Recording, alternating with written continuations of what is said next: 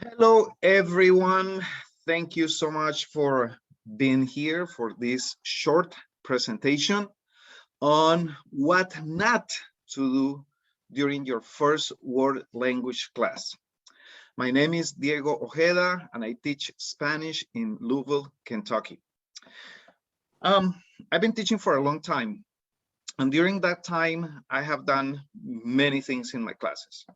I have done good things, I have done okay things, and I have done very bad things in the sense that I don't think that those bad things were things that were helping my students connect with my class and with my instruction. Um, and no one wants to lose their time. So this collection of advice that I have here for you is based on those experiences that I have had in the last 35 years as a teacher that I wanted to share with you today. I'm not going to tell you what to do. I'm going to tell you what not to do. And you sign up for that specifically, what not to do. And then I'm gonna tell you a little bit why. I hope we can get to the whole presentation in the time we have, so let's get ready. Okay, more people are coming. Here we go.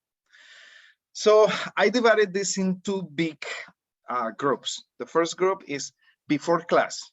What I mean before class is before your first class, okay? So this can be 10 minutes before, 1 hour before, 1 week before, 1 day before, whatever, just before that first class. All right, here we go. So do not memorize the students' names, okay? And I know that some of you are like, what? What is he saying? Not memorizing students' names? That is key. Okay, not always. Why? Because we are working, most of us, with teenagers. And even though there's a name in the roster, they might, number one, not like their name, or use their second name, or they probably don't want you to know their second name, or they are called in a different way. So if they don't like their name, they say, no, just call me Cal, okay? Like, for example, Ronald doesn't want to be called Ronald. Call me Ron, okay?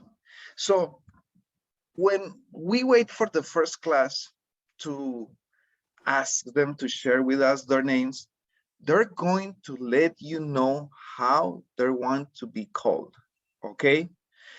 And that helps creating and setting a good environment in our classes. All right, next one. Do not decorate every wall in the classroom. And this is coming from a guy who used to decorate the whole classroom, even the ceiling, with flags and teachers discovery posters, careless posters, posters from everywhere. I went to Colombia and I brought posters, and everyone, everything, every wall was decorated. Okay, so do not decorate every wall. Why? Because number one, our students, they all have different personalities. They all have different experiences. And you might find students who will feel stressed out by all the visual information and all the colors that are fulfilling the room. That's gonna create stress. And this is something real, okay? That's number one. So looking for balance is important. And number two, because an empty wall is an opportunity for us to allow our students to do some work that we are going to start exhibiting. That way they're gonna feel proud of what they're doing. So that way you don't have to take down the teacher's discovery poster and then put the students' work. See, one thing that I did one year that I think it helped creating a good environment in my class was I told them, okay, guys, tomorrow, each one of you please bring something that kind of like identifies you, something that you feel is you, that I can hang in the wall, okay? It has to be appropriate, you know, you say that so they laugh and all that stuff. So it was very interesting. This guy brought a shoelace. I'm like, a shoelace? And he's like, yeah, that's the shoelace of my first soccer shoes. Because I scored my first goal with those shoelaces. I'm like, okay, there. And each one of those individual and personal things are going to be excuses to use the target language and to talk to them at a personal, important identity level. All right, here we go. Do not wear new clothing as the teacher. Yeah, the kids, they are all trying to wear new clothing, you know, and sometimes we, yeah, 2 days before the first class or the week before, we go to Kohl's or wherever you want to go. I go to Walmart, it's cheaper. And then you get the shirts and the tie and the new shoes, and what happens? You feel uncomfortable, okay? So my advice is bring something you feel comfortable with, okay? Because that's part of that first day experience for you too. If you're too concerned about not being able to move just because those new shoes are really not helping, you're not going to have this problem if you do not just wear new clothes. The other reason why is because not all of our students have the opportunity or the possibility of wearing new clothes to school. And somehow when we wear as teachers new clothes to school, we are giving a message there, okay? And some students might feel guilty because they cannot wear new clothes to school the first day or the first week of school. So let's be aware of that. All right. Do not have your class rules posted, okay?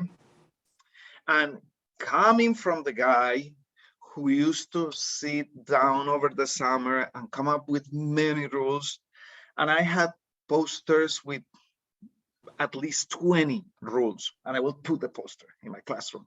So the first thing they see is the rules.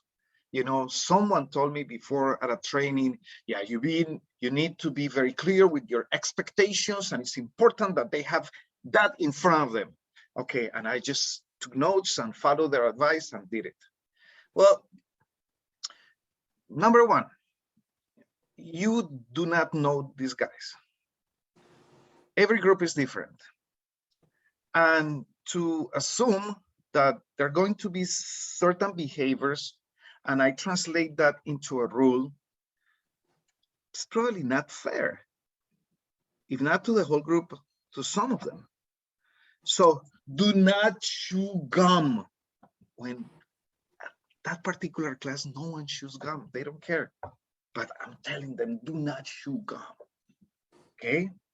So it feels a little bit like when you go to this clothing store and you're just looking what you're gonna buy here and there, and you feel that one of the employees is just behind you, behind you, behind you. They don't say anything, but they are behind you, okay?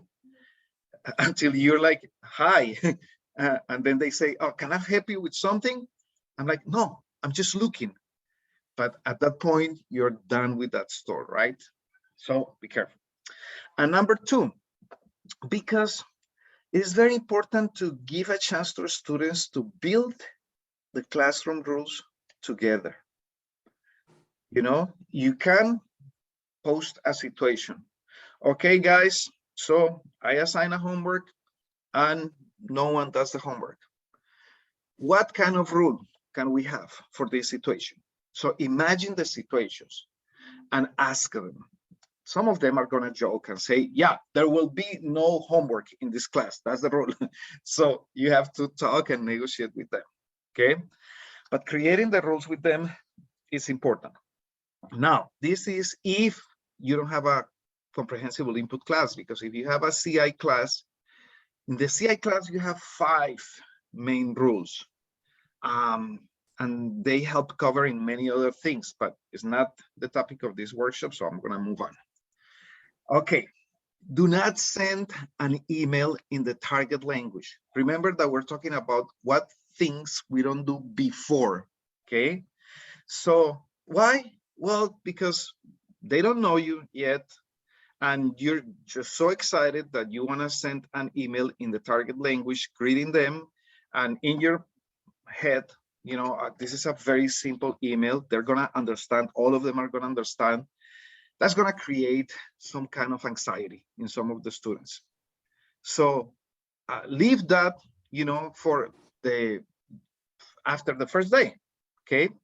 When you have the opportunity to use the target language a little bit and you were able to see your students in person.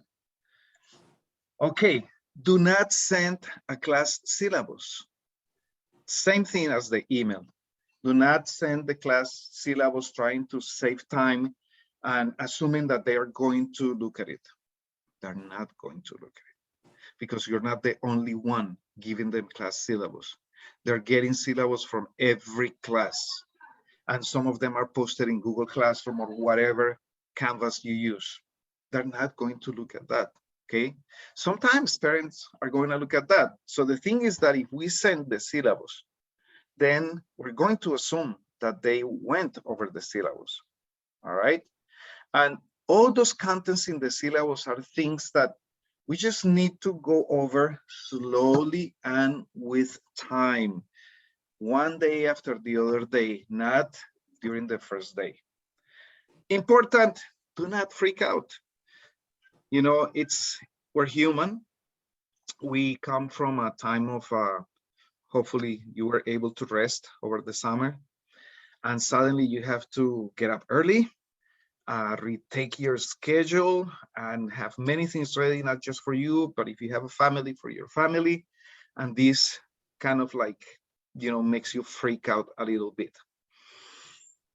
Take your time that first day, get to school early, breathe, calm down, do breathing exercises, whatever. But it's very important when the kids come to the classroom, they can breathe in your face that calm of the first day, not tension. The moment they read tension in your face, that's what they are going to be taking from, okay? I had observed before this amazing teacher from China. She was a really good teacher, but she was always very stressed out before classes and during class, and the kids could read that in her face. And I don't think that helped her moving on with the goals that she had for her class.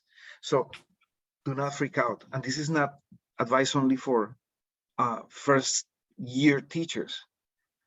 I get nervous too. I've been teaching for this long, and you know, at this point, I'm feeling like, oh gosh, you know, what I'm gonna see, how is this gonna go? We are in this for a reason. Oh, that was the why. Okay, next one. Do not assign seats. Okay. Yeah, but the teachers from last year told me that these two kids cannot sit together. Well, number one, why? That was last year, okay? Number two, it's a new classroom for them. Number three, it's a new set of students for you. Give them an opportunity. Give them an opportunity to sit wherever they want, you know, to behave and to you to observe their behavior. But the moment each seat has their name, they might comply and sit quietly, but inside of their brain, they are saying, someone talked to me about me to this teacher. Oh, okay, I know why he's doing this. Okay, that's the way it is. Okay, I have something for you, all right? So I did that before because at some training, some professional, kind of like class management professionals said, have the name of each student ready when they come to the session. I'm like, okay, And I even plastify the name and put it with tape and everything. Not a good idea. What not to do before your class? Know your classroom. What this means is that if it's a new classroom, please take the time not to just organize it the way you want to organize it and bring your things, but take the time to walk throughout the classroom. If you can count how many steps does it take from the front of the class to the back of the class and from one side to the other side. Why? Because sometimes we're teaching, we're talking, we're looking at the students. We don't have time to look at our feet, okay? We don't want to look clumsy. We want to convey that we know our space. It's kind of like a soccer player, okay? The soccer player knows exactly where they are in the soccer field. Chances are that they're gonna be playing better for them and better for their team. It's what happened with Leo Messi. They analyzed Leo Messi. He's a famous, best soccer player in the world. And they realized that not just he knows where he is, but he always knows where his teammates are. And that's why the guy can give a pass without even looking. That's what we want to be. We want to be the Leo Messis in our classroom. All right, here we go. Okay, now let's get to the moment where we talk about during the first class. Okay, we have about 10 minutes here. During the first class, do not go over class syllabus and grades. Okay, this is a very common practice in many classes where, okay, guys, here you distribute packets and those are the class syllabus. We're gonna go over this and I'm going to explain how I grade in this class. Okay, why at that moment? What you need that first class is to make a connection with your students and to make a personal connection. Remember your face? See, welcoming them, making them feel good. This is a good space for us. We're gonna talk about that more. Okay, but do not go over the class syllabus because they have done that in other classes and it gives the wrong idea about a language class because it's not a math class, it's not science where everything is that set in stone, but somehow we need to convey that in a language class, we care more about the individual, including you. And that's why you're not wearing those uncomfortable new shoes. Okay? Do not go over the class rules. So, Senor Ojeda, 15 years ago, okay, guys, I made these rules. Let's go over each one of them, okay? Because besides the visual impact, then you have, you know, the auditory impact talking about those rules, assuming that these will be behaviors that you're going to have to correct throughout the school year. You're probably just giving them ideas of what not to do. And that's fun at that age. Do not go over the textbook. Okay, guys, so this is your textbook, or please take out your textbooks that you order. And we're gonna have a scavenger hunt, a textbook scavenger hunt. And we think that is so fun, okay? And we have a paper with a bunch of questions that they have to go and look in the textbook. And after they do that activity, we feel like, now they know their textbook. No. Remember, this first day is an opportunity to let them know how important you are as a person, as a teacher. What are the most important things in this language class? It's not the rules, it's not the decoration, it's not the syllabus, it's not the textbook, it's us, okay? So we need to spend that time together without any interruptions or distractors. During the class, do not ask about how summer went. Sometimes, okay, guys, let's talk about summer. You know, I went with my family to Puerto Rico and we visited many places, historical places. It was beautiful. I'm going to show you some pictures. It was so fun. Summer is the best thing in the world. How about you? Well, those kids who probably had the same kind of experience that you had are going to try to say something. I went to Miami. Good. You make a big deal. And what did you do? What not? And this and that. But remember, there are always students who probably didn't have the same experience. Probably summer was a pain. It was probably a nightmare for some of them, for family reasons, for community reasons, whatever. So asking about and focusing our first class on how summer went can be a little bit detrimental to our students. Do not give a placement test. Okay, guys, this first class, we're going to take advantage of this first class so you know me through this assessment, a very easy assessment. Where are you at in the language? How fair is that? Okay, so why?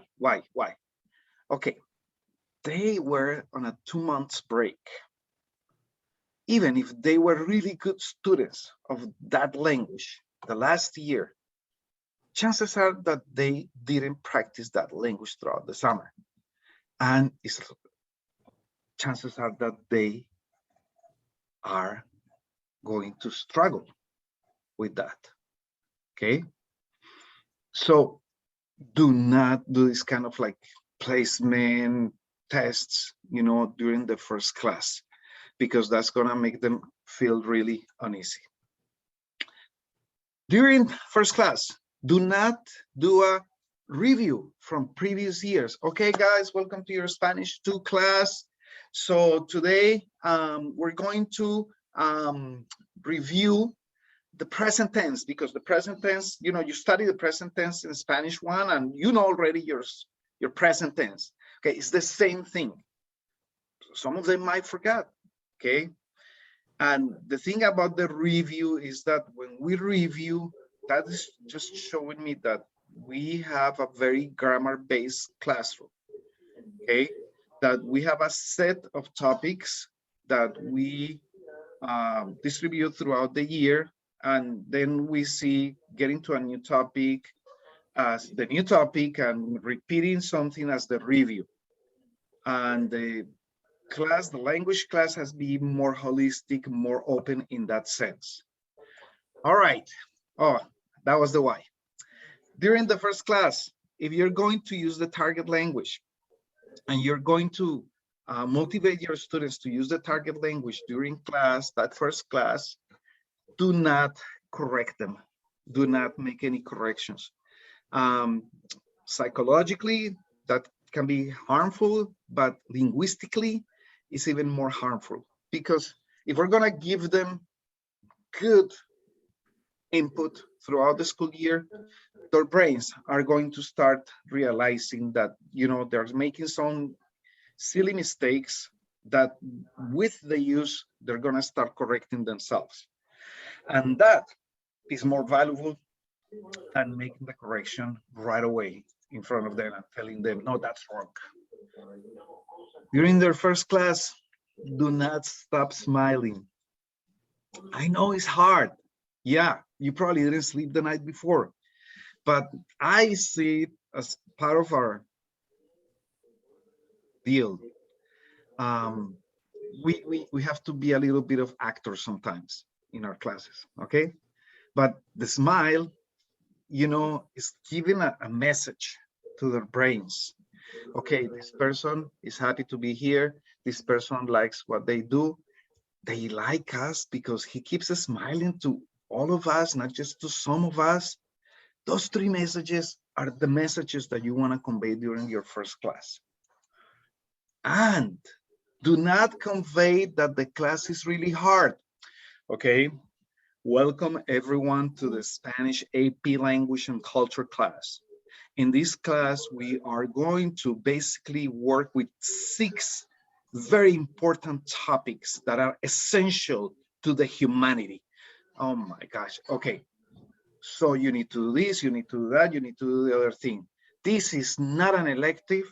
We need to be serious about learning a foreign language, blah, blah. No, no, no. That's not the way we want to give that message. If you want to give that message, show it. Show that the language is important through human connections, but not telling them that this is a really hard class and that's why they have to behave and work hard. Okay, that was the why. I'm sorry. During the first class, do not give homework the first day. Unless it's the type of homework where they ask them either in English or the target language, how did you feel in your first class today? Please write 2 questions about Spanish class. Okay, that's the type of homework you want to give. A homework that connects with that good environment that you set the first day. I was having a conversation yesterday with my dear friend Berta Delgadillo, and we were talking about the use of the target language and how, you know, first day of class, especially depending on the level, lower levels, it's important to make sure that the students are following us, that they are understanding. So it's not a sin to use their own language. And sometimes we just obsess about using the target language during the whole time, the first class, but some things that are important for us to convey together get a little lost. So the homework, what kind of homework? A homework where they feel participant. All right. Do not focus on them. Do not focus on you. This is our class. So I'm not going to be talking to them the whole time, and I'm not going to be talking about me the whole time. We're talking about the class. I need to go faster because the time is ticking. Do not impose the target language. Okay, talk about that a little bit. Please do not use those banners that say no English here or only Spanish here. Careful with the psychological effects of those messages. Okay, don't lecture about the importance of learning the target language. Again, show them the importance of learning the target language throughout the year. You don't have, during the first class, to give them all this information that you found in Google about how important is Spanish in today's world. Do not lose the chance to connect with them like people, in other words. And just to finish and to keep in mind, my friends, language is life. So we can't avoid life if we want to teach a language. So it's all about life. World language curriculum must be open-ended, almost without goals. And I know that we're probably not ready to listen to this, but we can meet later at a different time and explain why goals in a language class are really not the way to go. The world language classroom must be a social place. Make sure that your classroom feels like a very comfortable place where they can communicate and they can relate to each other and they can trust each other. Okay, like a social place, like a cafeteria, kind of like that. All right, the world language class must be a script, not a bunch of disconnected themes. So if we can make our world language class a narration instead of like the present, the predative, the imperfect, or different topics, it works much better. Remember that we are teaching in the 21st century. Thank you so much for your attention here today. My name is Diego Ojeda. You can contact me at my email or my Instagram. And I think we just made it under the 40 minutes. Okay, so I'm gonna stop. Okay. All right, my friend.